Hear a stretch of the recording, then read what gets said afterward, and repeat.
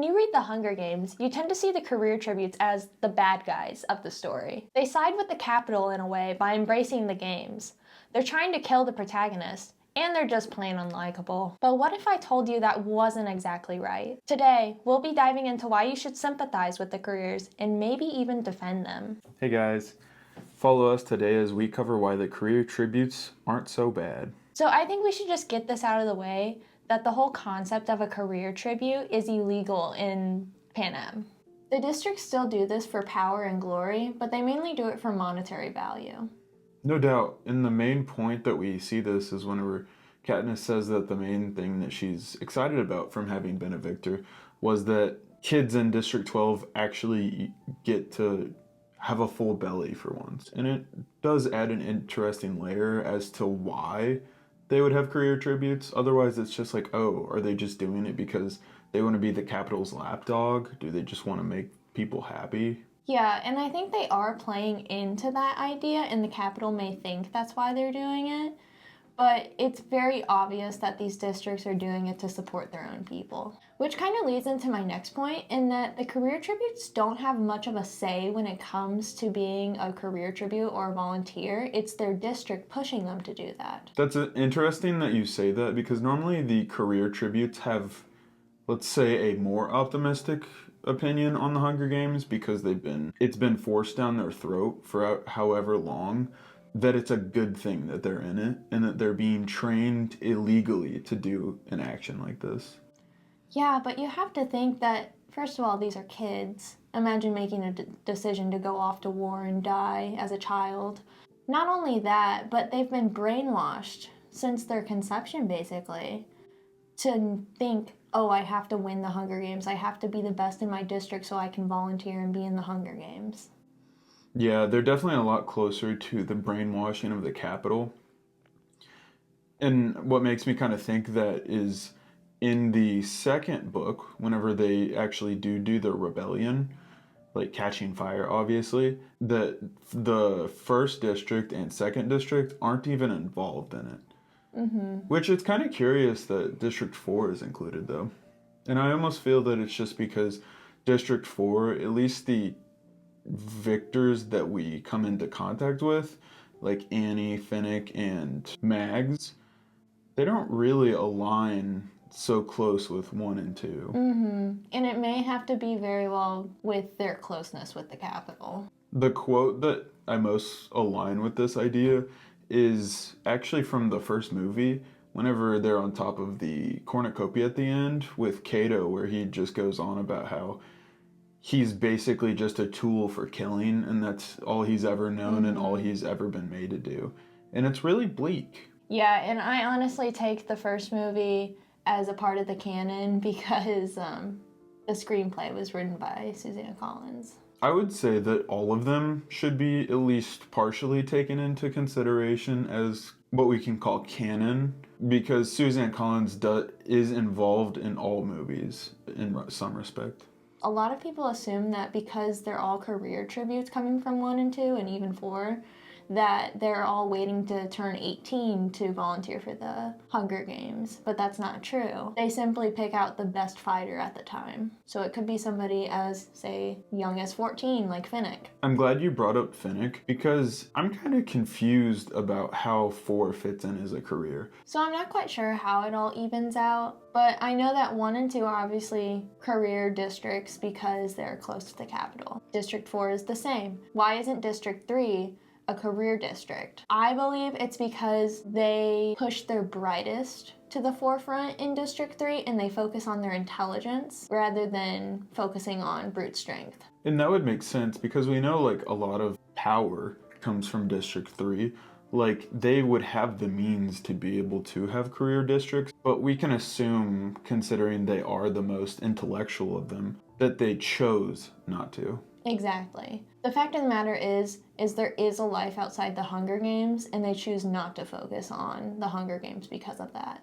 They're thinking about future innovators rather than who's going to win this stupid game. Yeah, and maybe they feel like they're above that. That instead of catering to the Capitol, that they need to work to actively go against the Capitol. We don't really get a lot from their perspective other than that we get from like BD, but at least from what we've learned from him, he's pretty anti-government. So who knows, maybe that's an opinion held amongst the many of District 3.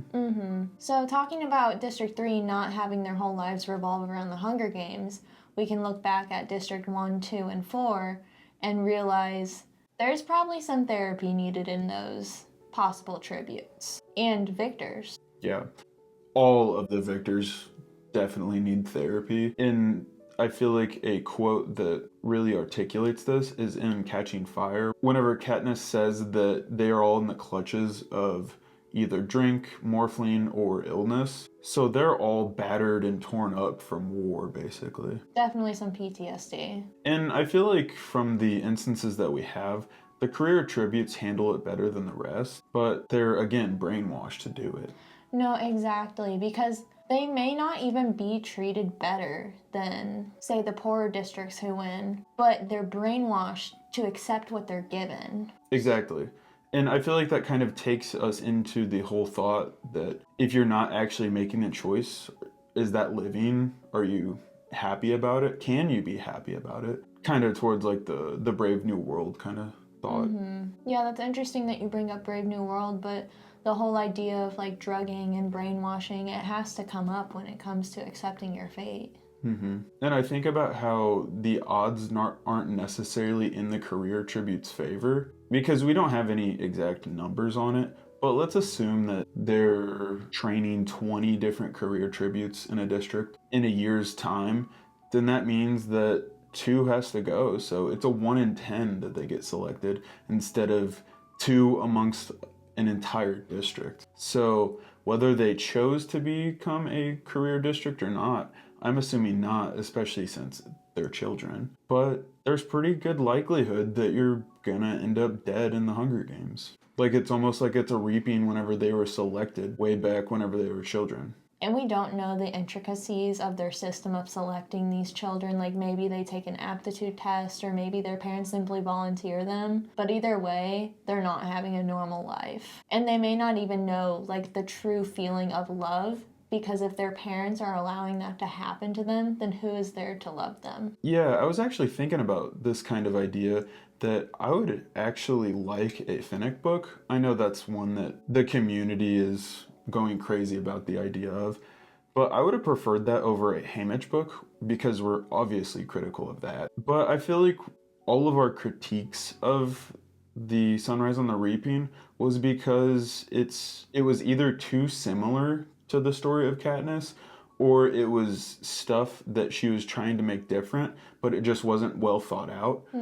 I think Finnick's story, like the story of a career and then all the stuff that happens after, is so different from Katniss and what we already know that there's a lot more for her to be able to grab from. Yeah, and I know that in Mockingjay we kind of get a picture of it, but the sheer amount of abuse that Finnick had to endure, even after 1 being a career and 2 winning the Hunger Games, he still played into what Snow wanted and he was abused so horribly. Yeah, so even whenever they do become victors, there's still characters in that game that is the Hunger Games that they're only seen as like reality TV stars or like superheroes, stuff like that, not real people. Like I think about in the second movie, whenever Caesar Flickerman said that the District 1 tributes were like their brother and sister, and it's like, that's as close as that it could possibly get, is being like, oh, you're everybody's sister and brother. And I know that wasn't in the book, but they really just see them as like a different breed, that they will always be different. They will always think that they are smarter than the districts. They will always think they're better in every respect, even once they did play their game and won. Yeah, and to play off of playing their game, winning, but then altogether losing, I mean, there's this thing called the Victor's Purge. Have you heard of that? It occurred after the third quarter quell, and basically after the rebellion began, Snow had all the remaining victors either arrested or executed, even if they had no participation in the rebellion. Interesting. And I found that out on the wiki.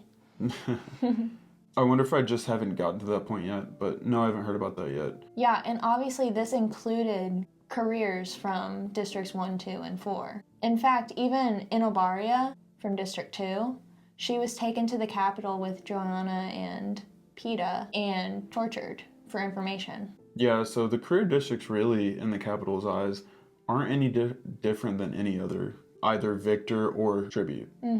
But speaking of the districts banding together, when it came to the rebellion, while District 2 took a while for them to lay down their defenses and join the rebellion, there were victors that joined in the fight against the capital, such as Lime from District 2, who rose to the rank of commander. So whenever things got bad, District 2 did still side with the revolution instead of with the capital. Not only just District 2, but the victors who came out of it, the careers, they were staunch supporters of the rebellion. I feel like that shows that even through all the brainwashing and what have you, that they still are people. Definitely. I mean, everyone is. So if that doesn't make you feel bad for the careers, I honestly don't know what will. They're obviously humans, and they're put up against some seriously bad odds from the beginning. They don't even get a choice in it. I think that was the point that we were trying to make today, that even if they seem like a villain, they're still people, and there's multiple facets to them, and you shouldn't see them as just a Disney villain. Well, I think that's all we have for you today.